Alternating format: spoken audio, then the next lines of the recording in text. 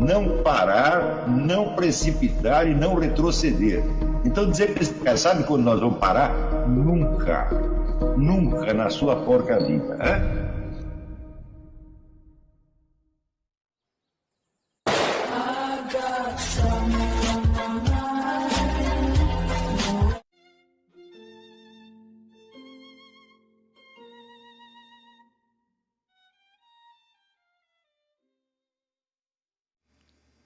E aí pessoal, tranquilo? Então vem aqui antes do vídeo começar, pedir para vocês se inscreverem, quem não for inscrito, compartilhar, curtir, comentar. Quem puder seja membro do canal, que isso ajuda bastante. Tem também o link do Apoia-se. Quem puder ajudar nosso canal e apoiar financeiramente vai ser muito bem-vindo. Mas o mais importante é transmitir o conteúdo e os conhecimentos do professor Olavo de Carvalho para mais e mais brasileiros. Então compartilhe e ajude aí nossa causa. Muito obrigado a todos os membros, apoiadores do canal. Fico muito feliz. Tenho certeza que a gente está no caminho certo. Então fiquem com o vídeo e até mais. Valeu! O que você vê é que todo o esforço do Wittgenstein é exatamente o mesmo esforço do Kant. É para tentar fazer com que tudo aquilo que pertence à esfera transcendente, entre aspas, não possa ser objeto de conhecimento, mas somente objeto de fé ou de uma experiência mística que só ele tem e cujo conteúdo é desconhecido para nós, porque daquilo que não se pode falar deve-se calar. E daí Wittgenstein entra em estado de mudez contemplativa e sabe-se lá o que ele está vendo. Em suma, isto é uma palhaçada. Isto não é uma filosofia de maneira alguma. Isto é uma série de generalizações arbitrárias feitas a partir de uma experiência muito limitada e até provinciana da realidade. Agora, a complexidade e a elegância interna da construção é dada por um outro elemento que não tem nada a ver com ela, que é o quê? O talento lógico-matemático de Ludwig Wittgenstein. Porque esta mesma experiência poderia ser tida por qualquer imbecil. Muitos imbecis têm. Então, isso quer dizer que a elegância da construção não tem nada a ver com os fundamentos dela. Os fundamentos são uma experiência limitada e boboca de um sujeito que não entende nada daquilo que está falando. Agora, a construção vem de um outro elemento. As pessoas confundem. Quando elas leem, elas veem tudo misturado e elas pensam que existe uma relação intrínseca entre o conteúdo do que o sujeito está falando, né, e a elegância da construção lógica com que ele a expõe, quando realmente não há essa relação. Você jamais pode confundir o que é o sentido último de uma filosofia com os meios lógicos de construção dela. Porque, afinal de contas, a filosofia só é construída, entre aspas, no momento da sua exposição verbal, e não no momento da intuição criativa que o sujeito teve. Na verdade, a maior parte das intuições filosóficas o sujeito tem instantaneamente. Vocês leem lá o Henri Bergson, ele explica isso maravilhosamente, ao dizer que praticamente toda filosofia é uma ou duas intuições que o sujeito teve, e que ele passa o resto da vida tentando construir aquilo logicamente. Então, a complexidade e a elegância da construção não tem nada a ver com o valor da intuição originária. São elementos totalmente separados. Então, você vê que nem sempre o filósofo que tem as intuições mais valiosas, ele tem um instrumental construtivo adequado. Aí você vê filósofos que têm um modo de exposição totalmente fragmentar, confuso, mas o que eles estão querendo dizer, vamos dizer, é uma experiência intuitiva que você pode refazer e cujo valor você perceberá. Wittgenstein é exatamente o contrário. Quer dizer, a construção é um maquinário de alta precisão, só que construído em cima, vamos dizer, de intuições pequenas, falsas e, na verdade, até provincianas. As afirmações que eu fiz sobre Wittgenstein, elas não vêm de uma análise que eu fiz do texto. É importante ver isso. Eu não estava estudando o texto do Wittgenstein. Eu estava resumindo dizer, as consequências últimas que esta filosofia tem, não do ponto de vista do seu autor, mas do ponto de vista daquilo que ele efetivamente provoca, quer ele o saiba ou não. Então, por exemplo, um ponto que deu margem à discussão é quando eu disse que o Wittgenstein transforma o mundo num todo fechado. Então ele diz, não pode ser, porque o Wittgenstein considera que o mundo não é a realidade. O mundo é o conjunto dos estados e coisas existentes, e a realidade é o conjunto, quer dizer, é a existência mais a inexistência. Eu digo, muito bem, presta atenção no que Wittgenstein diz. A contemplação do mundo sub specie aeternae, quer dizer, sob a categoria da eternidade, é a sua contemplação como um todo limitado. O sentimento do mundo como um todo limitado é o sentimento místico. Ora, qual é a última frase do livro? Cessou aqui a linguagem só fala dos fatos do mundo. E agora entramos no silêncio contemplativo, que nos abre para a infinitude indizível. Então, o que é isso? É o sentimento místico. Portanto, o mundo do Wittgenstein fechou-se, mesmo contra a vontade dele. Ora, existe uma diferença enorme entre você compreender uma filosofia e compreender um texto. Compreender uma filosofia é refazer as experiências cognitivas que o sujeito fez.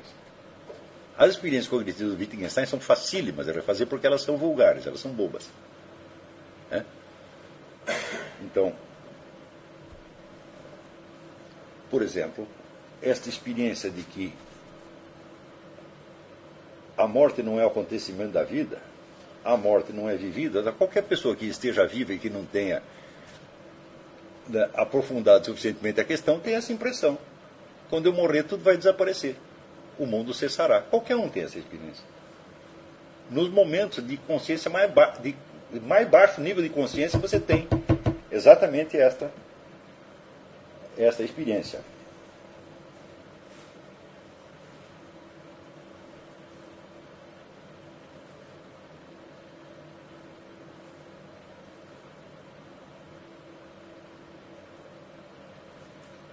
Ele diz, se houver uma vida eterna, essa vida eterna não será tão enigmática quanto a nossa vida presente? A solução do enigma da vida no espaço e no tempo reside fora do espaço e do tempo. Eu digo que isto é inteiramente absurdo. Se você dissesse acima do espaço e do tempo, sim. Se os enigmas estão contidos no espaço e no tempo, como é que a solução deles pode estar colocada fora do espaço e do tempo? Que solução é aquela que não abrange em si a formulação do enigma? Aquilo que está... Se ele dissesse, a solução do enigma está acima do espaço e do tempo, portanto, abrange e transcende espaço e tempo, isso faz sentido. Mas fora do espaço e do tempo não quer dizer nada. E é daí mesmo que ele diz que Deus não se revela no mundo. Ora, se Deus não se revelasse no mundo, não haveria mundo algum. Então ele está supondo o mundo como uma entidade autoconstituída que existe independentemente de Deus. E Deus está para lá. Isso aqui é o gnosticismo da espécie mais vulgar e mais baixa. Então é por isso que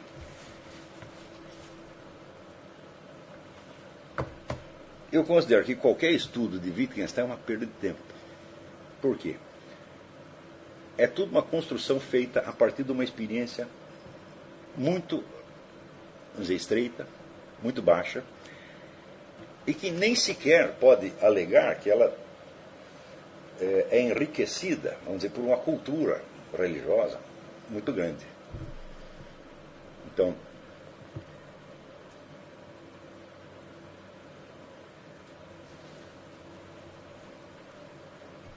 por exemplo, Wittgenstein não havia lido nada a respeito dessas experiências de imortalidade. Ele simplesmente não sabe que isso existe e não procurou saber. Quando na época dele já havia muitas coisas. Por exemplo, tinha o livro do Monsenhor de Ségur, O Inferno, já estava publicado desde 1870. Mas ele não precisa disso. A experiência pessoal dele basta para ele fazer as mais ousadas generalizações e dizer: a morte não é uma experiência vivida. Então, simplesmente não sabe o que é morte. Ele acha que a morte dele é a cessação de tudo, porque ele é o limite ele sujeito ao limite do universo. Agora, é claro que se você tentar, se em vez de você enfocar esta filosofia, vamos dizer, pelos seus resultados últimos, não estou falando de efeitos históricos, estou dizendo resultados lógicos últimos, aquela conduz, querendo ou não, sabendo ou não, percebendo ou não, você decidir se ater ao texto, você vai entrar numa confusão miserável da qual você nunca vai sair. Porque essa filosofia foi feita para que você não saia dela. Veja, o que aconteceu no nosso fórum é característico disso. Quer dizer, você está expondo alguma coisa e você de passagem fala em Wittgenstein, imediatamente Wittgenstein se torna um assunto da discussão. E esquecemos tudo mais e entramos dentro, vamos dizer, deste mar de dúvidas e enigmas que é a filosofia de Wittgenstein, e continuamos falando disto o resto da vida. Ora,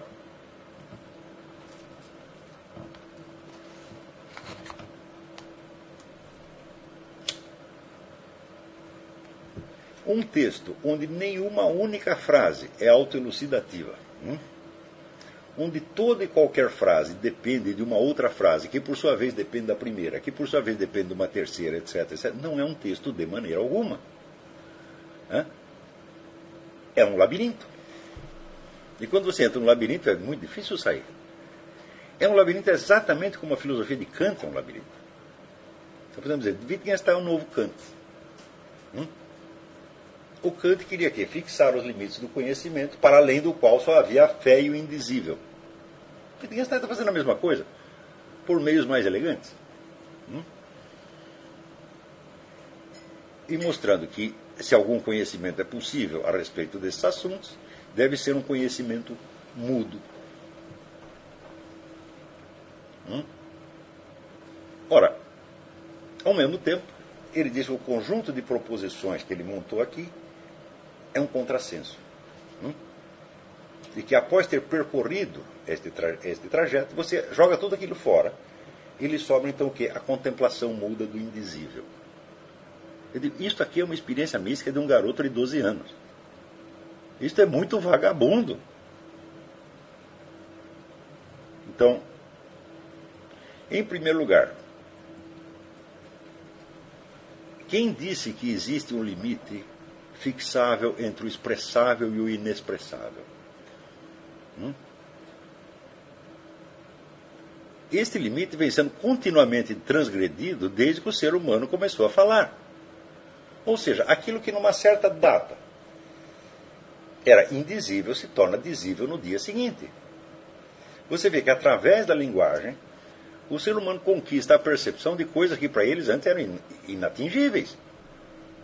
E toda a história da literatura confirma isso. Na verdade, se existe algo onde nós podemos dizer que existe um progresso, é o progresso do expressável. Se você tomar, por exemplo, os poemas de Homero,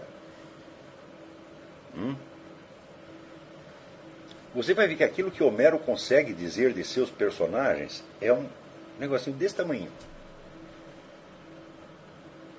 Os personagens dele não têm ambiguidade interna, são todos compostos de uma vez para sempre, eles não se transformam no curso do tempo, porque não tinha meios linguísticos de dizer isso. Agora, você vai estudando a história da literatura ao longo dos tempos e você vai ver que esse limite vai ampliando. Então, por que dizer que onde não se pode falar, deve-se calar?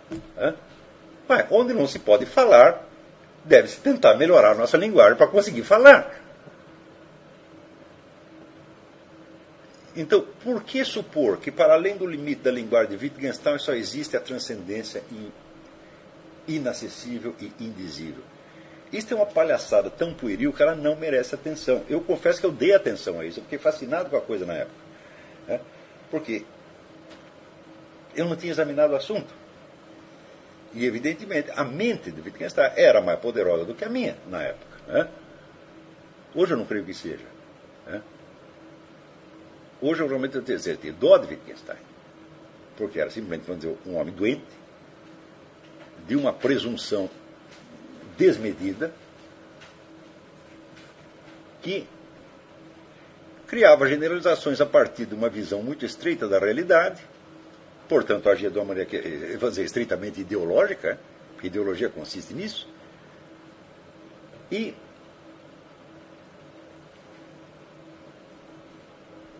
chegava a conclusões que resultavam em prescrever limites ao que os outros podem falar. Então é o caso de perguntar, mas bom, primeiro, isso é totalmente inadequado, porque a estrutura da nossa experiência não corresponde a isso. Né? Na morte de um sujeito o mundo não cessa. Aliás, nem ele mesmo cessa. O sujeito não é o limite do mundo de maneira alguma. E segundo, dizer o mundo é o conjunto dos fatos, isso é de um primarismo atroz, porque a noção de fato pressupõe a noção do mundo.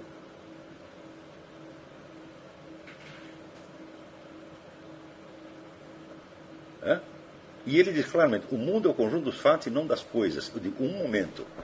Se você pega uma coleção enorme de coisas, por exemplo, aqui eu tenho uma sala, tenho uma coleção enorme de coisas. Como é que eu poderia reduzir esta sala aos fatos que estão sucedendo nela?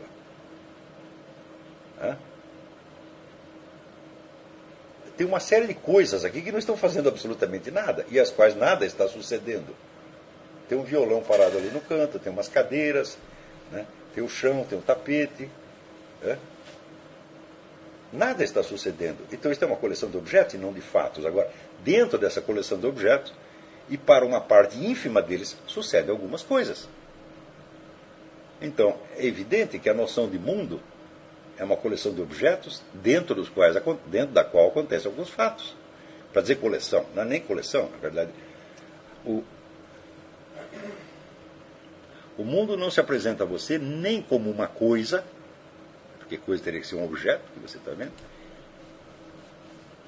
nem mesmo como uma coleção de coisas, e muito menos como uma coleção de fatos. Ele se apresenta como uma unidade do seu campo de experiência, que você sabe que é ilimitado. Eu já expliquei aqui, vamos dizer que a noção, vamos dizer, de um horizonte que continuamente se expande, é inerente à percepção mesma de mundo. Então, é claro que esta noção de que o mundo é o conjunto dos fatos é absolutamente inaceitável. Mas ela é a expressão de uma experiência que Wittgenstein teve. Então, vamos dizer, pode ter uma validade poética como expressão de uma impressão. Só que a partir do momento em que esta expressão de uma impressão individual pretende ter uma validade universal, então se torna uma empulhação. Então o que é o Tractatus Lógico-Filosófico? Bom, é uma obra poética constituída da impressão, vamos dizer, da expressão lógica de um conjunto de impressões que o sujeito teve. A impressão de que a totalidade do saber sobre o mundo cessa num certo momento, num certo ponto, para além do qual só existe a experiência do indizível. Eu digo, bom, às vezes você pode ter esta impressão, às vezes você pode ter a impressão contrária. Você pode, por exemplo, ter em certo momento a impressão de que tudo está falando ao mesmo tempo, ou de que Deus está falando por meio de todos os objetos o tempo todo. Então, vamos dizer, a presença de Deus no mundo e em todas as coisas pode ser objeto de uma experiência pessoal. Então, por que a experiência do Wittgenstein deveria ser mais válida do que qualquer outra, se é apenas uma impressão, se é apenas uma experiência? Então, agora, se você, em vez de você observar na filosofia, essa filosofia no seu conjunto, e, portanto, nos efeitos cognitivos, psicológicos, morais a que ela conduz em última instância, efeitos que podem ser totalmente desconhecidos do seu autor, em vez de você analisar assim, você vai se apegar ao texto, meu filho, daí nós podemos discutir indefinidamente e jamais terminaremos. Porque este texto não foi feito para elucidar nada. Esse texto foi feito para exprimir uma experiência e fechar você dentro dela. Como num teatro. Quer dizer, quando você está assistindo a peça, você está dentro daquele ambiente, daquela atmosfera de experiência. Tá certo? Só que a peça termina.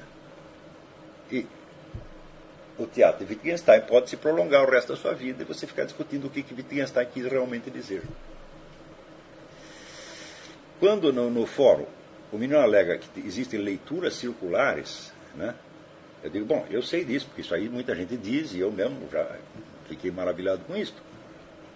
Só que essas leituras circulares, ou elas são em número finito, ou elas são em número infinito. Se são em número infinito, então jamais poderemos saber o que o livro quis dizer. Porque você pode montá-las num ilimitado número de ordens, que naturalmente vão modificar o sentido de cada frase no conjunto. Se elas são limitadas, como é precisamente o caso, então significa que cada uma delas, cada ordem pela qual você encare o texto, é em si mesma um discurso. Um discurso é, por sua natureza, um trânsito do conhecido ao desconhecido. Todo discurso, nesse sentido, tem premissas e conclusões. Mesmo o discurso poético tem premissas e conclusões. E se tem premissas e conclusões, então significa que as premissas em si mesmas não são discutidas, elas são dadas como o princípio da argumentação. E o fato é que todas as premissas que o nosso amigo coloca aí, todas elas são generalizações bobocas de experiências limitadas. Mas que, uma vez que você decidiu que você já não está interessado em realidade, mas você está interessado em Wittgenstein, meu filho, aí você não vai sair de lá de dentro. E você pode alimentar discussões o resto da sua vida. Principalmente se, ouvindo uma interpretação que está analisando a filosofia, vamos dizer, a filosofia do fulano, pelos seus resultados últimos, eventualmente inconscientes para o seu próprio autor. Ao ouvir isso, você se volta para o texto e diz, não, mas não é isso exatamente o que o texto está dizendo, então você está confundindo dois planos de abordagem que são, na verdade, quase incomunicáveis. Porque o efeito final de uma filosofia, o resultado final, ele só coincidirá perfeitamente com a letra do texto no caso de um filósofo que tivesse uma consciência de si tão abrangente que ele fosse capaz de prever os efeitos últimos da sua própria filosofia. A prova de que Wittgenstein não sabia isso quando ele estava escrevendo o Tratatus Lógico-Filosóficos é que a partir daí ele entrou para uma linha de investigação totalmente diferente. Então, é evidente que não existe nenhum filósofo, né, que seja capaz deste nível de previsão. Quer dizer, o resultado final de uma filosofia, de fato, são consequências impremeditadas. Essas consequências podem coincidir em mais ou menos com as suas intenções originárias. Mas o efeito final da filosofia de Wittgenstein é desfibrar a inteligência filosófica. É enfraquecer a pessoa de uma maneira assim incrível. Por quê? Porque tem aquela coisa hipnótica. Você fica dentro da filosofia de Wittgenstein e fica vendo ali diferentes ordens e diferentes conexões, etc, etc.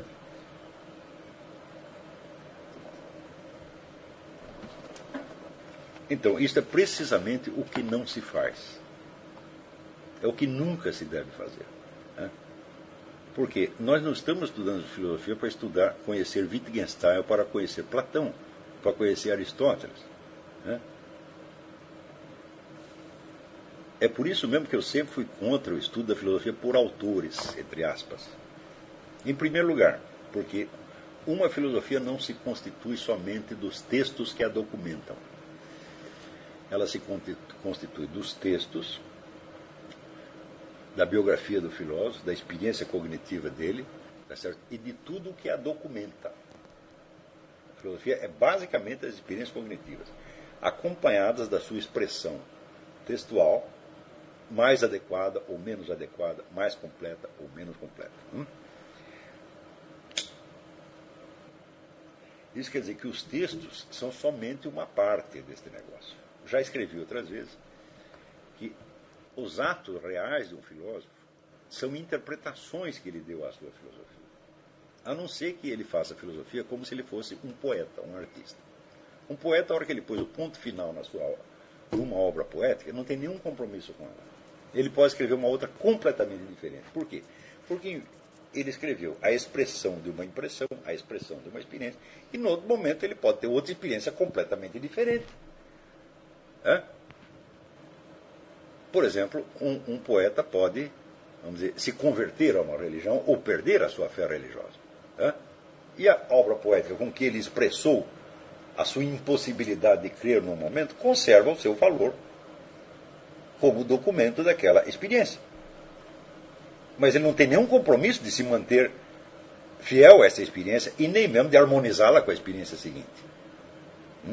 Mas o filósofo tem, por quê? Porque a filosofia é exatamente isso. A filosofia é a busca da unidade. Então, isso quer dizer que, primeiro, uma filosofia jamais se completa. Não é possível completar uma filosofia. A coisa está sempre em aberto, porque a busca dessa unidade só se completa na unidade. A unidade só é atingível humanamente de maneira analógica. Tá certo? E, por isso mesmo, eu creio que não há nada na vida de um filósofo que, de certo modo, seja alheio à sua filosofia. Porque se ele está buscando coerência e unidade, ele está buscando isso como ser humano e não apenas como profissional da filosofia. Se ele estivesse buscando como profissional, ele está dizendo que um papel social pode alcançar a unidade existencial, o que é impossível, porque o papel social é uma abstração e não uma realidade. O que é a realidade é a pessoa do filósofo. Então, isso quer dizer que a busca filosófica é uma busca pessoal que compromete o indivíduo inteiro em todos os momentos da sua vida. Mesmo aqueles momentos que sejam, vamos dizer, de baixo nível de consciência, de entorpecimento, tá certo? De inconsciência quase. Mesmo esses têm que ser integrados, porque a filosofia tem que dar razão desses momentos. Então, uma coisa interessante com relação a Wittgenstein, vocês podem observar, eu não li a obra inteira do Wittgenstein, mas li um bocado.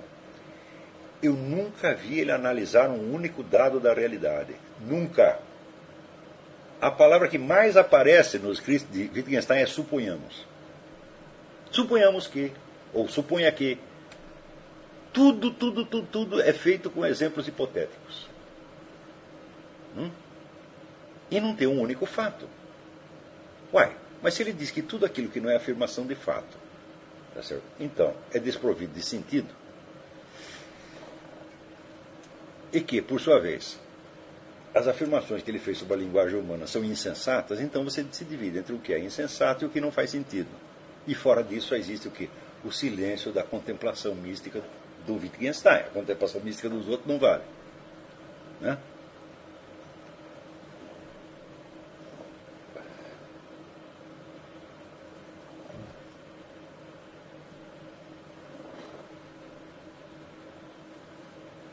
Então, a inspiração última do Wittgenstein é criar um obstáculo. Criar uma dificuldade lógica no caminho do seu conhecimento. E é exatamente isto, é o que eu chamo de uma pegadinha. E esse é o serviço do capeta. Enrolar você de modo que você tenha um bloqueio cognitivo e não possa seguir adiante. Então, isso foi obra do Kant e isso foi obra do Wittgenstein. Nós podemos nos deixar, vamos dizer, dar alguma atenção a eles, enquanto você não percebe a intenção e o resultado muda. A hora que você percebeu, fala, vai lamber essa bola. Isso não é filosofia de maneira alguma. por mais que, vamos dizer, o ambiente acadêmico te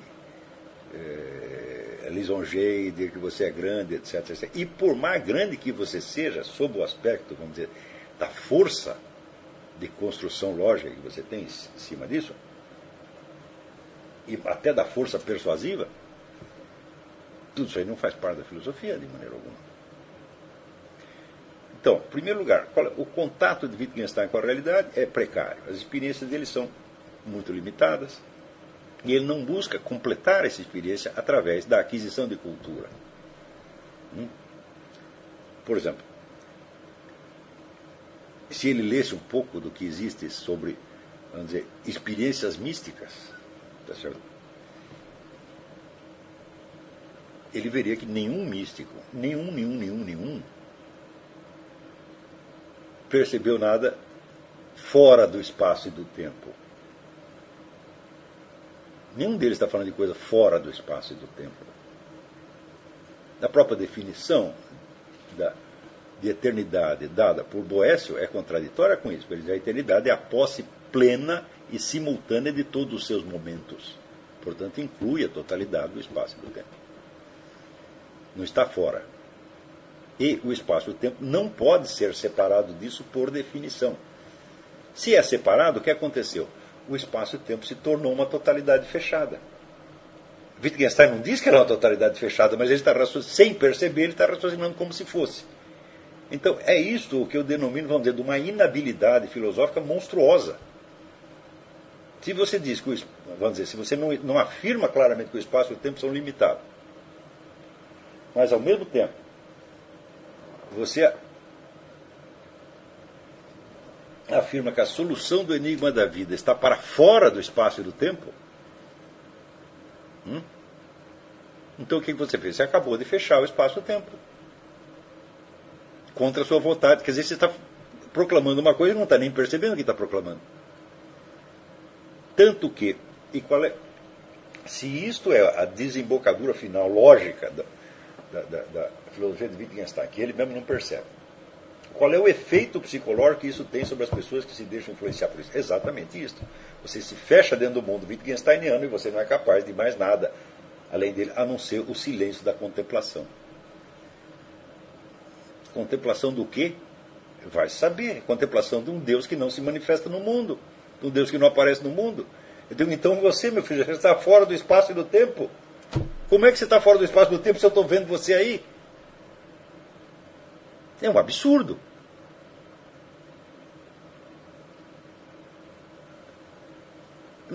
Tudo isso não faz o menor sentido, isso é uma bobajada sem fim. Agora, deixe de você interessar-se pela realidade da experiência e comece a interessar por Wittgenstein ou por Kant, e é isso que vai acontecer. Você não pode... O autor daquele livro, comentário sobre os 20 arcanos maiores do tarô, 22 arcanos maiores do tarô, que é um autor anônimo, que é um padre alemão, ele deu um lembrete que no começo, a primeira vez que eu li, quase me ofendeu. Ele diz, toda filosofia é feitiçaria. Né? Um sistema filosófico pode ser tão danoso quanto uma feitiçaria. Porque te prende dentro de um conjunto de expressões, de impressões, que foram vivenciadas por uma mente mais poderosa que a sua,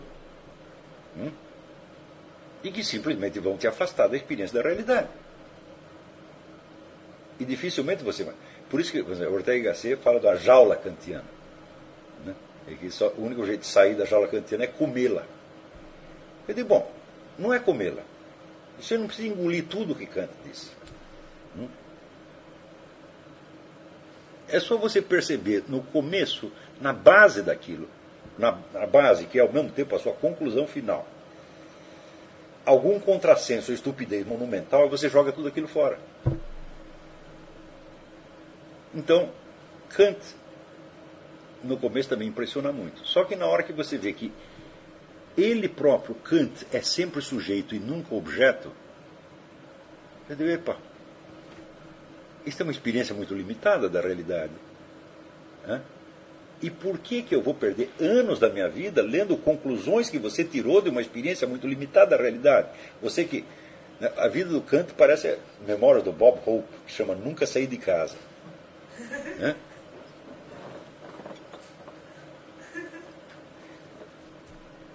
Então, quer dizer, uma mente construtiva enormemente poderosa, baseada com base numa experiência existencial muito limitada.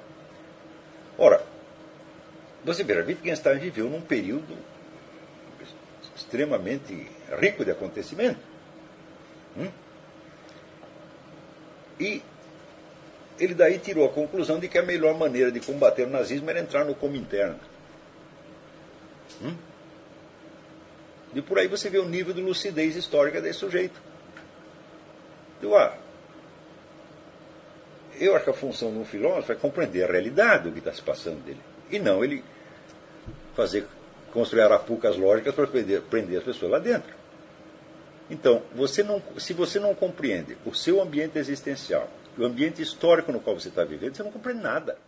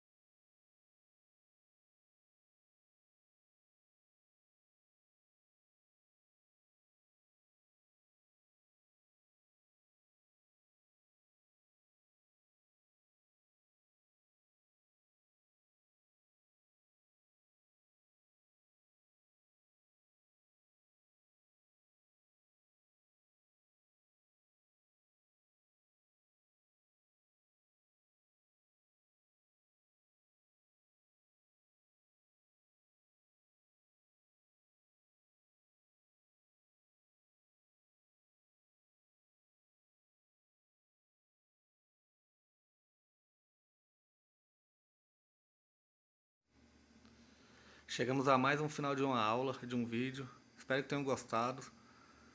Quem não se inscreveu ainda, se inscreva, compartilhe, comente. Ajude nosso canal, apoie, seja membro. E ajude nosso canal a chegar a cada dia a mais brasileiros que precisam muito do conhecimento do professor Olavo de Carvalho. Então é isso aí, fique com Deus, até o próximo. Valeu! Então é isso aí, pessoal. Que é o nosso canal. Que são alguns livros que eu já li. A maioria foi doação, mas alguns eu adquiri, professor Olavo de Carvalho. Alguns livros se perderam aí que eu emprestei. Professor Alexandre Costa. A Bíblia Sagrada. 10 lições sobre Karl Marx. Indico a não ler esse livro, que é muito ruim mesmo. Alguns pensadores aqui que realmente, como o professor Olavo de Carvalho disse, não são pensadores. Valeu, tamo junto aí. Apoie nosso canal, seja membro.